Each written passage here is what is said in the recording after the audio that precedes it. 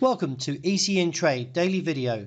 Before we begin, it should be noted that any advice is of a general nature only and that your personal circumstances have not been taken into consideration.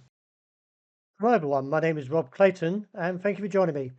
The Australian dollar hit the brakes as the decline finds a support level of 67.10 and now bounces slightly as the US dollar index, which measures the greenback strength against a basket of 6 major currencies, fell from 107.75 to 101.30 as a wave of upcoming economic data looms large. These reports will play a crucial role in shaping the US Federal Reserve's decision on interest rate cuts and whether the economy is still on track for a soft landing. Following the release of recent weak economic data, traders are leaning more heavily towards the likelihood of the Fed cutting rates by 50 basis points this month. Investors now await for Friday's jobs report, which could impact the Federal Reserve's rate decision and signal whether the economy is heading towards a recession or a soft landing.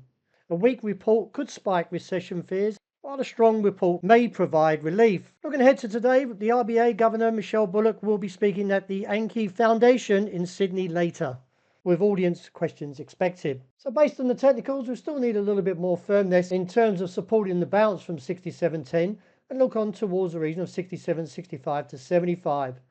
Turning to the euro, the market staged a firm recovery as the US dollar dropped from 101.75 to 101.30.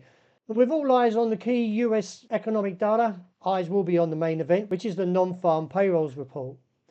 So looking at the technicals, the market has firmed up, but still needs a little bit more support since the bounce of 110.45 may see a break further onto 111.40 to 45 and to 112 as a target. Into the second day, dollar yen is weaker and heading closer to its objective of 142.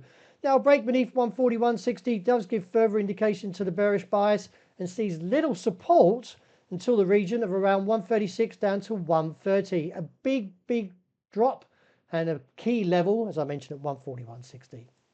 The pound also rebounded and back on track towards its top side of 132 to 133, with the support still holding firmly at 131.0510. A good bounce in gold and posted a Japanese hammer candlestick and therefore could see further gains.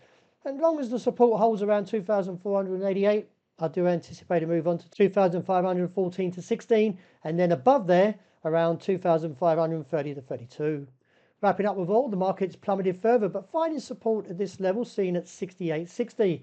As long as we maintain above here, I do feel with a bit of bullish divergence kicking in, may overcome this bearishness and look back towards $70 to $72 a barrel. Well, that's a wrap. Thank you for joining me. As always, look out for the interest rate report. I hope you enjoyed a great start to the day.